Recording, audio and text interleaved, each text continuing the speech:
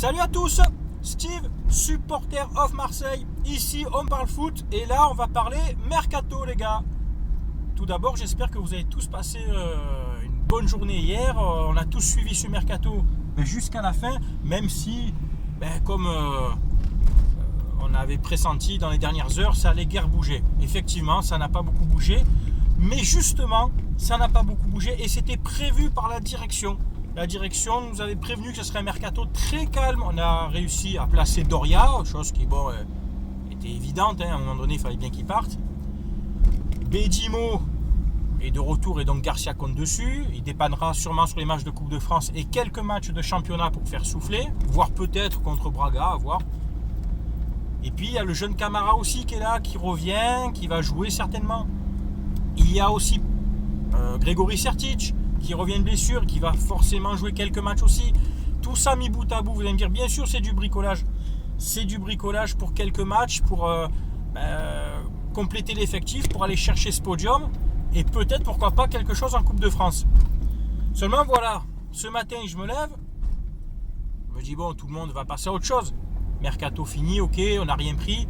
Je pensais vraiment que l'OM allait prendre peut-être sous couvert d'un bon coup à faire ou d'un prêt, un joueur offensif gauche, comme j'ai souvent dit, pour pallier quand Ocampos n'est pas là, parce qu'on voit bien qu'à gauche, c'est compliqué. Il y a Amavi, mais Amavi ne peut pas tout faire à gauche. Donc les gars, on est deuxième quasiment, à part au goal average, on est deuxième. On a 48 points. Ça c'est plus vu, je crois, depuis plus de 15 ans. On revient de loin. Il y a 1 an et demi, on était à Payolle. J'en ai marre quand j'ouvre mon Facebook de voir des gens cracher sur la direction. Les gars, vous avez la mémoire courte. Vous vous rendez pas compte du travail qui a été fait. De faire venir certains joueurs comme on a, Rami, Gustavo, Amavi, alors qu'on ne jouait pas la Ligue des Champions. De garder des Thauvin, d'arriver à tirer Germain alors qu'il jouait la Ligue des Champions avec Monaco. Mitroglou, certes pour l'instant c'est un flop, il est venu quand même, il a été attiré par le projet. Bon, il faut oublier ses performances, mais il est venu quand même, alors qu'il était à Benfica.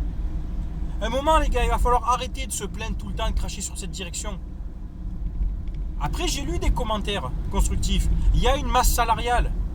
Les Sertic, les Rodfani qui malheureusement pour moi ne jouent pas et qui devraient, les Bedimo, tout ça, ça coûte en salaire tout ça les gars. Donc à un moment donné, je crois que certains ont cru qu'on était le Qatar ou qu'on était le Russe de Monaco. Non, McCourt est arrivé, il a déjà mis plus de 100 millions, il nous a fait une équipe compétitive, on est pas mal.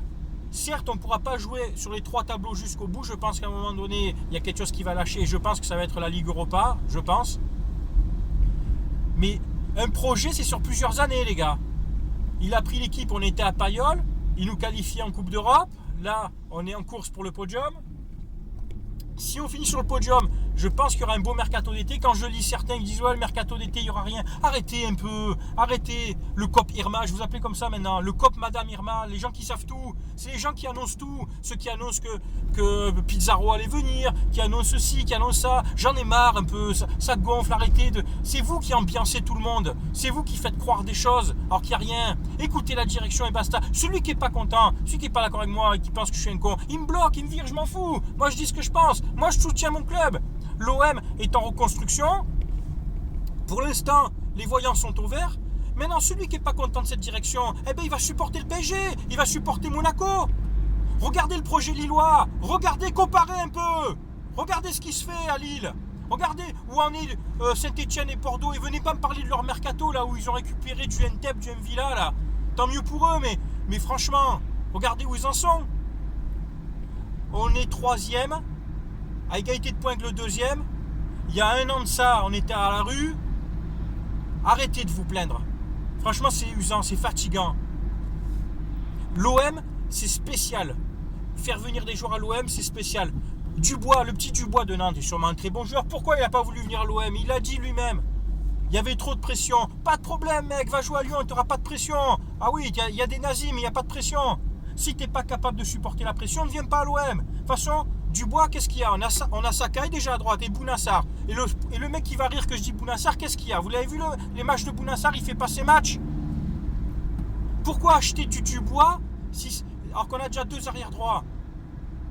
Un arrière gauche, oui, il faudra au mercato d'été, parce que Bedimo, on va plus compter sur lui. Il y a le jeune Rokia, mais c'est peut-être encore un peu juste. Sakai peut dépanner à gauche éventuellement. Mais je pense qu'il y aura peut-être une recrue à gauche. On verra d'ici le mois d'été. Tous les gens qui disent qu'il n'y aura rien cet été, il n'y aura rien. Mais il n'y aura rien de quoi? Vous savez quoi? Qu'est-ce que vous en savez? C'est dans 5 mois.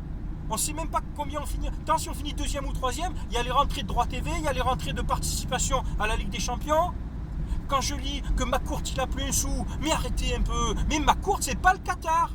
McCourt c'est pas le Qatar, il ne dépense pas à outrance, il met pas 25 millions sur Gézé, il met pas 35 millions sur Krikoviak. Ah ouais, on s'est manqué sur Mitroglou, et encore à voir, il reste une demi-saison à voir s'il s'adapte. Bon, j'y crois pas trop, mais on s'est manqué sur Mitroglou.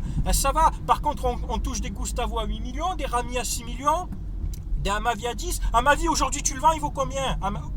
En étant objectif, tu vas à ma vie aujourd'hui, il vaut 45 minimum. Donc arrêtez un peu. Ça, c'est fatigant. Soyez derrière votre club. Arrêtez de vous plaindre tout le temps de la direction. Et Héros il fait pas ci, et Garcia il fait pas là.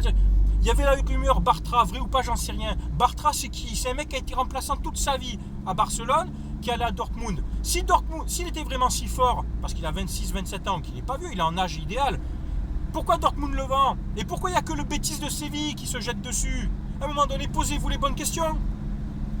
Peut-être que c'est un bon joueur, peut-être qu'il nous aura apporté, mais peut-être que pas. 10 millions d'euros. Comme je vous dis, on n'est pas le Qatar. Tu mets 10 millions d'euros sur un défenseur et finalement il se vautre. Eh ben, déjà qu'on s'est vautré pour l'instant sur Mitroglou et Payet nous coûte 30 millions d'euros pour pas grand-chose, ça fait beaucoup, les gars. Arrêtez, s'il vous plaît, de vous plaindre. Soutenez votre équipe, soutenez la direction. Celui qui n'est pas d'accord avec moi, il le dit, il n'y a pas de problème, j'insulte personne.